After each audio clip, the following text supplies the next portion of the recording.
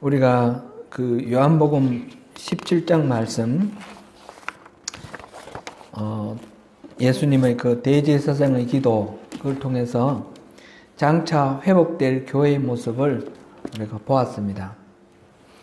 하나님께 올려드리는 기도이기 때문에 예수님은 이것은 반드시 이루어질 기도다. 그래서 예언적 기도다. 그랬고요.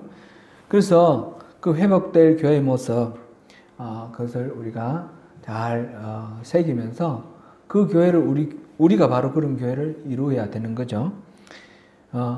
우리 교회를 그렇게 회복하시도록 우리가 주님의 은혜를 구하고 나가야 되는 것입니다. 회복될 교회의 모습은 세 가지로 말했는데 어떻게 됐습니까? 첫째 뭡니까? 더없이 하나님을 알고 사랑하는 교회. 기억하십시오. 시험에 나옵니다. 다시. 더없이 하나님을 알고 사랑하는 교회. 두 번째는 더없이 거룩한 교회. 세 번째는 더없이 하나된 교회. 그죠? 이렇게 교회가 변화될 겁니다. 마지막 때. 지금 이때가 마지막 때입니다. 그렇게 될 텐데, 이런 교회로 회복되기 위해서 우리가 가져야 할 필요한 사항이 있는데, 첫 번째, 더없이 하나님을 알고 사랑하기 위해서 우리에게 필요한 게 뭐죠? 영적 분별력. 영적 분별력이 있어야지 하나님을 알고 사랑하게 된다는 거죠. 영적 분별력, 그것이 생명보다 더 귀하다 했습니다. 그러면 영적 분별력을 가지기 위해서는 영적 분별력을 하나님이 부어주시는 건데, 어떤 사람에게 부어줍니까? 우리가 가져야 될 자세는 뭡니까? 하는 것을 우리 봤습니다. 첫 번째 뭐였습니까? 오직 유일하신 하나님 한 분으로부터 오는 영광을 구하는 자세. 그죠? 하나님으로부터 오는 영광, 하나님으로부터 오는 칭찬, 그것만 구하는 자세입니다. 이 시험이 다 나옵니다. 이제 우리가 보통 이제 예배 드리고 설교 들으면 그 시간에 감동받고 좋다 이러면 끝나는 거로 그렇게 생각하는 경향이 있어요. 그렇게 되면 1년이고 10년이고 신앙생활 해봐야 그냥 좋다로 끝나버리고 우리 삶의 변화가 없어요. 그래서 우리가 이 설교, 이거는 하나님 주시는 말씀인데, 이거는 우리에게 뭔가 변화를 요청하는 겁니다. 변화를 요청하기 위해서 요청하시는 말씀이기 때문에 우리가 변화를 위해서는 기억할 것은 기억하고 말씀을 적용할 것은 적용을 해야 됩니다. 그래서 적용이 중요합니다. 삶 속에서 기억할 것 기억하고 적용하는 것. 첫 번째는 유일하신 하나님으로부터 오는 칭찬, 영광을 구하는 자세고, 두 번째는 뭐 했습니까? 지난주에 하나님의 얼굴을 구하는 자세. 그랬습니다. 그죠? 하나님의 얼굴을 구하는 자세. 기억나시죠? 사람들끼리 서로 인정받고 칭찬받기를 추구하거나 또는 자기 소원을 이루고 문제 해결을 위해서 하나님을 수단으로 대하면 영적 분별력을 잃어버린다 하는 것을 보았습니다. 오늘은 하나님으로부터 영적 분별력을 받기 위해서 세 번째 우리의 자세를 봅니다. 세 번째는 결론부터 말하자면 하나님의 뜻을 행하고자 하는 자세입니다. 하나님의 뜻을 행하고 순종할 때에 영적 분별력이 우리에게 주어집니다. 오늘 본문의 배경은 초막절입니다. 초막절은 그 유대 달력으로 7월 15일부터 8일 동안인데, 7월 1일이 그 나팔절, 7월 10일이 대속죄일, 그리고 7월 15일부터 초막절, 수장절, 장막절 같은 날을 이제 다르게 부르는 그런 절기죠. 이 초막절은 추수가 끝난 가을에 감사제로 드리면서 광야 시대에 그 장막 생활하던 그때를 기억하는 그런 절기입니다. 초막절 또는 장막절이라고 말할 때는 광야 시대에 정착하지 않고 떠돌아다닐 때 하나님이 늘 보호해 주셨던 것을 기억하는 그런 의미가 있고, 그 다음에 수장절이라고 말할 때는 추수를 다 끝내고 그 거둔 곡식과 과실을 갈무리한다 하는, 저장한다, 그런 뜻의 의미를 갖습니다. 이 초막절에 유대인들이 요즘 또 유대인들은 이 초막절을 아주 엄격하게 지키는 사람들이 있는데 아파트 같은 데 발코니에다가 텐트를 쳐놓고 그 일주일 동안 거기서 집 안에 안 들어가고 거기서 생활한다고 합니다. 또는 마당에서 1층, 2층 이런 경우는 마당에서 하고, 아파트에도 이런 발코니에서 초막을 치고 그렇게 산다고 합니다. 그러면서 광야 시대에 하나님이 인도하셨던 것을 이렇게 기념합니다. 이 초막절에 또 성전에서 행하던 행사가, 중요한 행사가 두 가지가 있었어요. 하나는 실로암에서 샘물을 기르다가 제단에 붓는 겁니다. 쭉 제사장들이 쭉 나란히 서서 샘물부터 이렇게 전달해가지고 성전까지 이렇게 전달하는 그런 행사를 합니다. 또 하나는 밤에 그 성전에다가 큰 등불을 이렇게 밝히는 거죠. 아주 환한, 평소에는 안 하던 거 밤새도록 이렇게 불을 밝히는 그런 행사를 합니다. 실로암 물을 기르다가 성전 제단에 붓는 것은 광야에서 반석을 깨뜨려 물을 공급해 주시던 머리바 사건을 기념하는 것인데, 예수님은 이 행사가 다 끝난 마지막 날, 명절 마지막 날, 누구든지 목마르거든 내게로 와서 마시라. 나를 믿는 자는 성경에 이런 것과 같이 배에서 생수의 강이 흘러나오리라. 7장 37절부터 38절에서 그렇게 말씀하시는 장면이 나옵니다. 실로암 샘물이 아니라 예수님 자신이 바로 생수의 근원이다 하는 것을 나타내시는 그런 선언이십니다. 또 예수님은 초막절 즈음에서 성전에 크다란 등불을 넷을 밤새도록 밝혀두는 그런 전통이 있었는데, 하도 밝아서 그 밑에서 바느질도 하고 그랬다고 그러는데, 예수님께서는 그것을 그 행사가 끝났을 때 나는 세상의 빛이니 나를 따르는 자는 어둠에 다니지 아니하고 생명의 빛을 얻으리라 하는 말씀을 요한복음 8장 12절에서 말씀하십니다. 예수님의 이 말씀은 그 등불, 성전에 밝혀진 그 초막절 등불이 아니라 예수님 자신이 진짜 세상의 빛이다 라는 것을 말씀을 해 주시는 것입니다. 예수님은 이렇게 요한 그 복음에서 계속해서 자신이 누구신지 그를 기적을 통해서 또 말씀을 통해서 자기를 계시하십니다. 그 표적이라 그랬죠. 기적도 표적이라 그랬습니다. 표적이라는 것은 무엇을 가리키는 시그널 아닙니까? 그래서 예수님 자신이 어떤 분이신지 그거를 나타내기 위해서 기적도 행하시고 설교도 행하시는데, 그 중에 이제 초막절에 두 가지를 말씀하신 거예요. 이런 식으로 계속해서 예수님은 자신이 누군지 말씀을 하심에도 불구하고 유대인들은 예수님을 알아보지 못합니다. 그리고 예수님을 결국 궁극적으로 예수님을 대적하게 되죠. 앞에서 우리가 봤는데 요한복음 5장 44절 우리 잠깐 한번 읽어보고요. 요한복음 5장 44절 같이 읽습니다. 시작. 너희가 서로 영광을 취하고 유일하신 하나님께로부터 오는 영광은 구하지 아니하니 어찌 나를 믿을 수 있느냐. 지금 이 말씀 속에서 보듯이 서로 칭찬하고 서로 영광을 구하고 육신의 만족을 구하고 이렇게 할 때 하나님으로부터 오는 영광을 구하지 않는 이런 상황에서는 예수님을 봐도 알아보지 못하는 영적 분별력이 없는 그런 상태가 되었죠. 그 다음에 6장 26절도 보겠습니다. 6장 26절 같이 읽습니다. 시작.